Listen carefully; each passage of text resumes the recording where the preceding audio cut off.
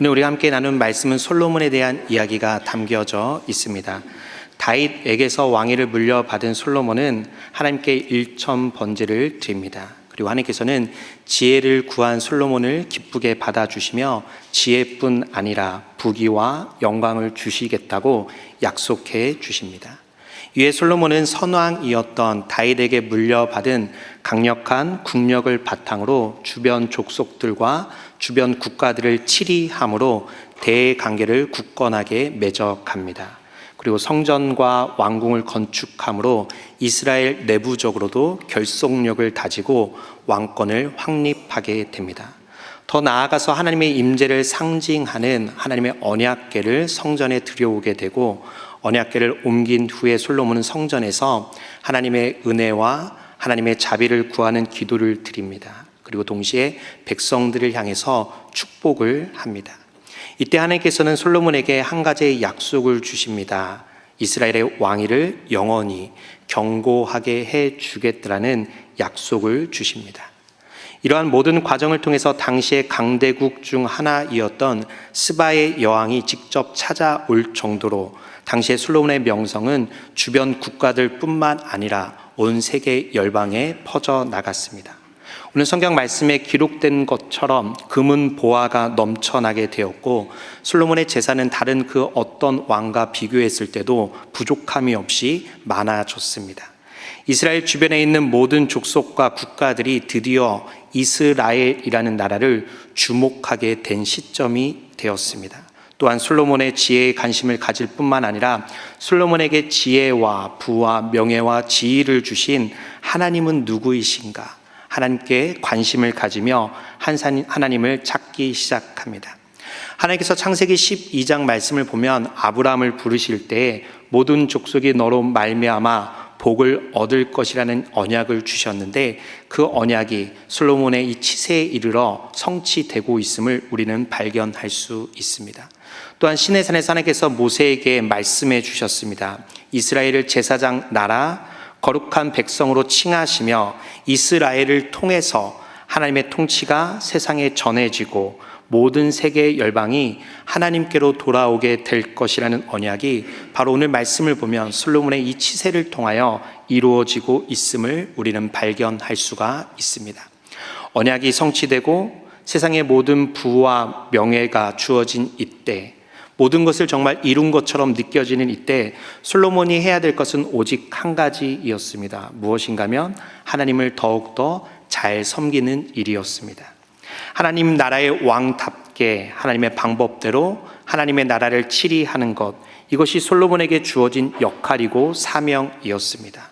제사장 나라 그리고 거룩한 백성으로서 모든 열방에 하나님 나라를 보여주는 것, 그리고 보여주는 방법으로 하나님을 어떻게 예배하는가, 하나님을 예배 드릴 때 하나님께서 우리에게 어떠한 은혜와 자비를 내려주시는가, 이 모든 것을 하나님의 임재와 영광을 세상에 드러내는 것, 이것이 솔로몬과 이스라엘 백성들에게 주어진 하늘 나라의 사명이었습니다.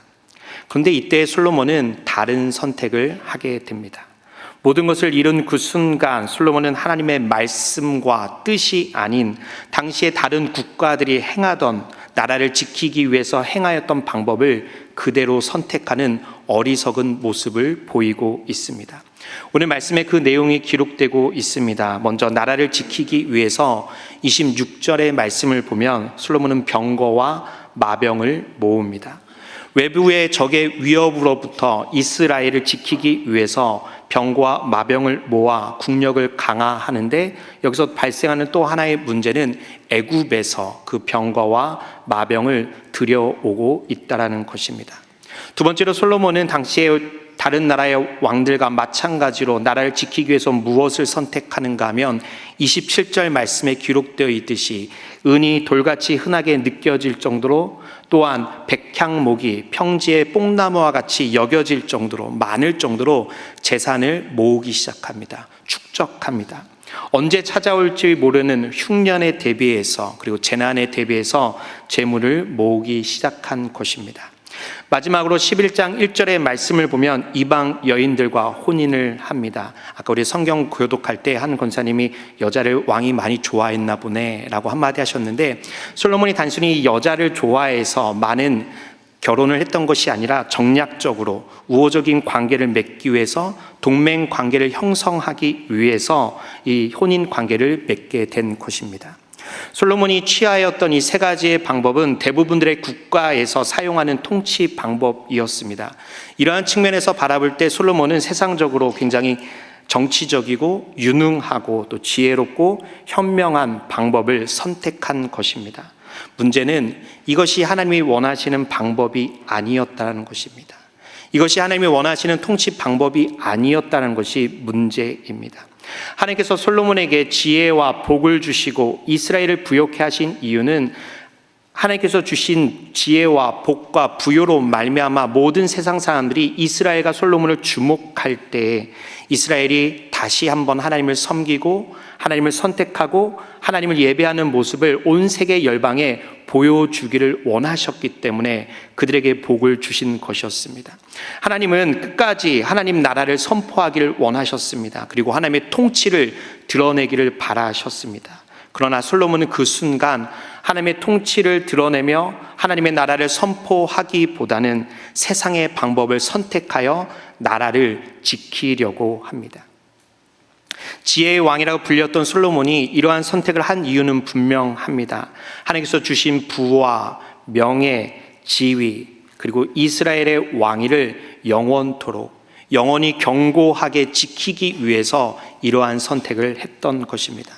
그러나 이것은 단순히 수많은 선택지 중에 하나를 선택한 다른 선택의 문제가 아니라 전면적으로 하나님의 말씀에 대하여 불순종한 것이기 때문에 이것을 우리는 죄라고 이야기할 수가 있습니다. 신명기 17장의 말씀을 보면 하나님께서 이스라엘 백성들이 왕을 세우게 되었을 때 그 왕이 해서는 안 되는 세 가지의 행동에 대해서 알려주고 명령을 내려주십니다. 신명기 17장 16절과 17절의 말씀인데 우리 한 절씩 교독하겠습니다. 그는 병마를 많이 두지 말 것이요 병마를 많이 얻으려고 그 백성을 애굽으로 돌아가게 하지 말 것이니 이는 여호와께서 너에게 이르시기를 너희가 이후에는 그 길로 다시 돌아가지 말 것이라 하셨음이며 그에게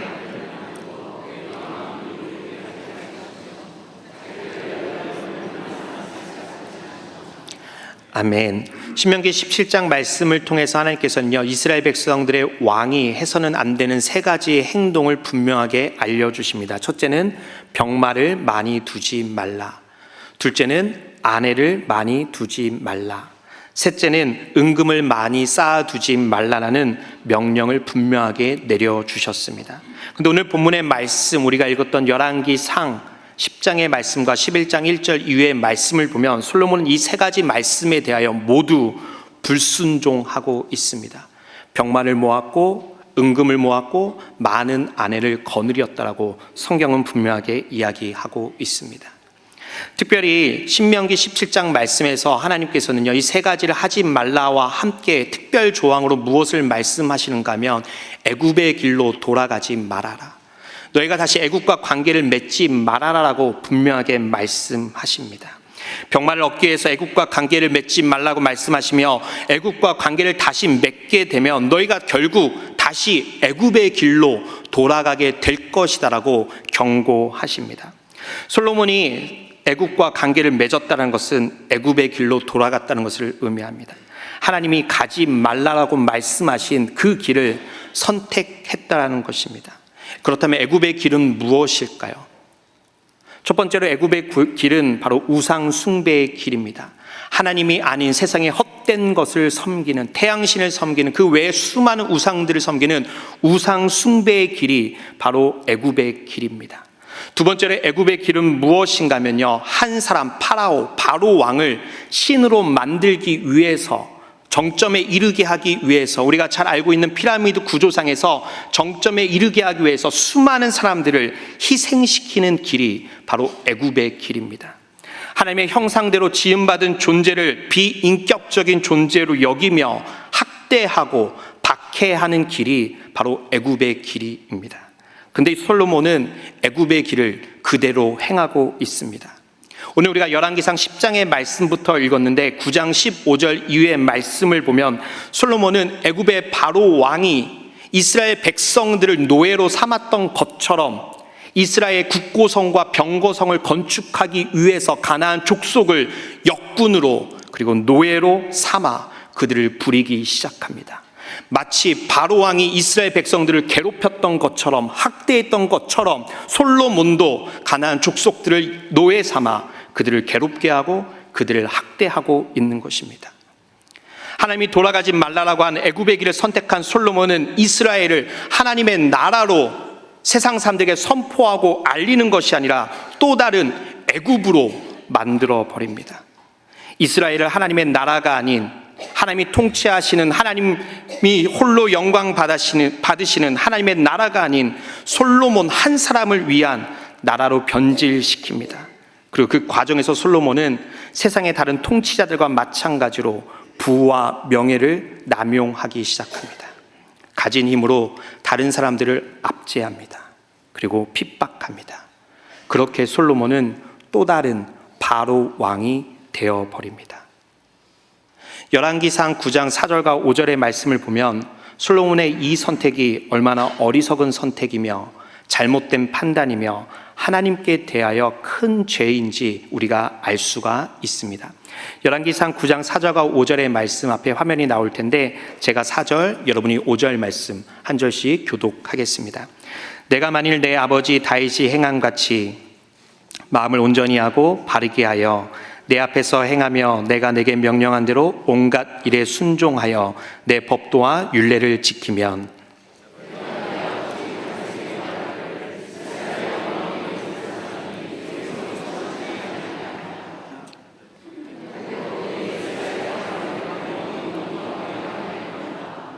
아멘. 열왕기상 9장 4절과 5절의 말씀을 정리하면요, 하나님의 말씀을 지키고 하나님을 잘 섬기면 하나님께서 이스라엘의 왕위를 견고하게 해 주시겠다는 약속의 말씀입니다. 우리가 이 말씀을 읽을 때 대부분 조건부적으로 이 말씀을 대하고 해석하고 이해합니다. 그래서 하나님의 말씀을 잘 지키면 하나님께서 복을 주시고 하나님의 말씀을 잘 지키지 않으면 하나님께서 복을 주시지 않는다라는 의미로 해석하고 받아들이고 있습니다. 근데 이 말씀을 조건부적으로만 해석하게 되면요, 인과응보식에 편협하고 협소한 신앙관에 사로잡힐 수가 있습니다. 인과응보식에 편협하고 협소한 신앙관이라 하면 무엇인가 하면요, 마태복음 6장 33절의 말씀, 너희는 먼저 그의 나라와 그의 의를 구하라. 그리하면 이 모든 것을 너희에게 더하시리라. 아멘. 하나님께서, 예수님께서 우리에게 주신 명령은 분명합니다. 너희는 먼저 그의 나라와 그의 의를 구하라. 근데 우리는 조건부적으로 이 말씀을 받아들여요. 그래서 뒤에 더 많은 관심이 있습니다. 이 모든 것을 너희에게 더하시리라. 그래서 여기서 수많은 사람들이 시험에 들고 실망하게 됩니다. 내 나름대로 하나님의 나라와 하나님의 의를 위해서 최선을 다하였는데 하나님 왜 이 모든 것을 더해 주시지 않습니까? 내가 원하는 때에 내가 원하는 방법대로 왜 이루어 주시지 않습니까? 라고 바라보며 하나님을 향해서 원망하기도 하고 불만을 가지기도 하고 불평할 수도 있습니다. 이 모든 것이 성경 말씀을 조건부적으로 우리가 이해할 때 가져오는 어려움 중에 하나입니다. 근데 오늘 우리가 이 말씀을 조금 더 큰 관점에서, 조금 더 넓은 관점에서 보려면 선악과 명령과 같은 영역의 말씀으로 이해할 필요가 있습니다. 선악과 명령과 같은 영역의 말씀 처음 들어보시죠? 감사합니다. 다 들어보신 것 같네요. 네, 선악과 명령과 같은 영역의 말씀이라 하면요, 창세기 1장 말씀 보면 하나님께서 아담을 창조하신 다음에 아담에게 한 가지의 말씀을 주세요. 생육하고 번성하라, 그리고 온 땅에 충만하라, 모든 것을 다스리라 라는 말씀을 주세요. 이것은 무엇을 의미하는가 하면 하나님께서요, 아담의 영역을 설정해 주신 거예요. 아담을 창조하신 다음에 아담, 너의 영역은 이것이다. 이 영역에서 너가 해야 될 일은 생육하고 번성하고 충만하고 다스리는 일이 내가 너에게 주고 맡긴 일이다라고 주시는 거예요. 반면에 하나님께서 동시에 하나님의 영역과 하나님이 하실 일이 있음을 분명하게 알려주십니다. 그것이 무엇인가 하면 선악과를 먹지 말라입니다. 하나님께서는요, 선악과는 하나님의 고유한 영역이며 권리임을 말씀하심으로 아담에게 아담과 하나님의 영역이 구분되어 있음을 명확하게 알려주십니다. 이러한 관점에서, 이러한 범주에서 열왕기상 9장 4절과 5절의 말씀을 보면요, 하나님께서는 솔로몬에게 조건부적으로 말씀을 지켜라, 그럼 내가 복을 주겠다는 말씀하신 것이 아니라 솔로몬의 영역이 있음을 알려주신 거예요. 솔로몬이 반드시 해야 될 일이 있음을 알려주신 것입니다. 그리고 동시에 하나님의 영역과 하나님이 하실 일이 구분되어 있음을 선을 그어 명확하게 보여주신 것입니다. 솔로몬의 영역, 그리고 솔로몬이 해야 할 일은 무엇인가면요, 하나님의 말씀을 따르는 것입니다. 자신의 아버지 다윗과 같이 하나님의 율법과 규례를 지켜 행하는 것, 이것이 솔로몬에게 주어진 영역이며 솔로몬이 해야 될 일이었습니다. 그렇다면 이스라엘의 왕위를 견고하게 하는 것은 누구의 영역이며 누가 해야 될 일인가 하면 솔로몬의 영역과 솔로몬이 해야 될 일이 아니라 하나님의 영역이며 하나님이 하실 일임을 분명하게 알려주십니다. 솔로몬의 잘못과 죄악은 무엇인가 하면요, 하나님의 영역을 침범한 것, 이것이 그의 죄악입니다. 하나님의 일하심을 신뢰하지 못하고 하나님께서 주신 언약이 성취될 것이라는 것을 불신함으로 말미암아 자기 스스로 자신이 가진 방법으로, 자신의 힘과 노력으로 왕위를 지키려고 한 것, 이것이 바로 하나님의 영역을 침범한 죄악입니다. 하나님께서 솔로몬에게 요구하신 것은 너 스스로 왕위를 지켜라가 아니었습니다. 하나님의 말씀을 따르라고 하나님은 요구하셨습니다. 이스라엘의 왕위를 지키는 것은 솔로몬의 영역이 아니라, 너의 영역이 아니라 나의 영역이다. 내가 왕위를 영원히 견고하게 해주겠다. 이것은 내가 할 일이다라고 하나님은 분명히 말씀하셨습니다. 그럼에도 솔로몬은 현재 자신이 누리고 있는 모든 부와 명예와 지위와 지혜를 지키기 위해서, 왕위를 견고하게 하기 위해서 하나님의 영역을 침범하는 죄를 짓게 됩니다. 하나님의 하실 일을 자신이 하기 시작합니다. 그러다 보니 결국 하나님의 말씀에 전면적으로 불순종하여 세상의 방법을 따르게 되고, 그 결과 하나님의 나라여야 될 이스라엘을 애굽으로 만들어 버립니다. 그 결과 하나님의 나라를 자신만의 왕국으로 만들고 자신은 또 다른 바로 왕이 되고 있음을 오늘 성경은 우리에게 알려주고 있습니다. 여러분, 믿음은 무엇인가 하면요, 나의 영역과 하나님의 영역이 다름을 인지하고 인정하는 것입니다. 여러분, 우리가 해야 될 일과 하나님이 하실 일은 분명히 다릅니다. 이것을 인정하고 인지하는 것이 믿음의 시작이며, 하나님께서 반드시 주신 언약을 이루어 주실 것이라는 신실하신 하나님을 믿는다면 우리는 무엇을 해야 하는가 하면 하나님께서 그것을 이루실 때까지 기다려야 되는 줄로 믿습니다. 신실하신 하나님께서 반드시 언약을 이루실 것이라는 확신 안에 거하는 것, 이런 확신이 있는 사람, 믿음이 있는 사람은 반드시 기다리고 인내하는 줄로 믿습니다. 오늘 솔로몬은요, 인내하지 못해요. 기다리지 못합니다. 하나님께서 왕위를 지켜주시겠다라고, 이것은 나의 일이며 나의 영역이라고 알려주셨음에도 불구하고 하나님께서 이 언약을 성취시켜 주신 것을 기다리지 못한 결과 자기의 힘과 자기의 노력과 자신의 뜻대로 하나님의 영역을 침범하게 되는 것입니다. 하나님의 신실하심에 대한, 하나님의 약속에 대한 진짜 믿음이 있는 사람은 기다리게 되어 있습니다. 그러나 이 기다림은 막연한 기다림, 방만함, 태만함, 나태함을 의미하는 것이 아닙니다. 하나님이 나를 통해 일하실 수 있도록, 하나님의 언약이 나를 통해 성취될 수 있도록 준비하며 기다리는 것을 의미합니다. 하지만 솔로몬은 그러하지 않았습니다. 하나님의 영역을 침범하여 왕위를 스스로 지키고자 했던 솔로몬은 자기의 방법을 선택합니다. 하나님의 말씀이 아닌 자신의 뜻을 따라 자신의 방법대로 자기가 일합니다. 그 결과 솔로몬의 모든 노력은 헛수고가 되어 결국 이스라엘은 분열하게 되고 추후에 멸망하게 됩니다. 솔로몬은 하나님의 언약의 성취, 하나님의 일하심을 끝까지 신뢰하지 못하였습니다. 그래서 하나님의 영역을 침범하여 하나님의 일을 자기의 일로 만들어 버립니다.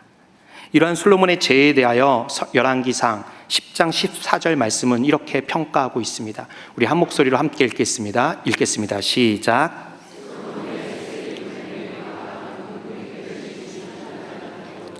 아멘. 열왕기상 10장 14절 말씀에서는요, 솔로몬이 거두어 들인 세입금의 무게가 666달란트라고 이야기하고 있습니다. 솔로몬의 강성함, 부유함, 풍요를 드러내기 위해서라면 세입금의 무게가 엄청났다, 정말 많았다 정도로 표현할 수도 있었을 텐데 정확한 숫자로 기록하고 있습니다. 이 숫자가 묘하게도 666달란트입니다. 뒤에 있는 달란트를 빼면 666입니다.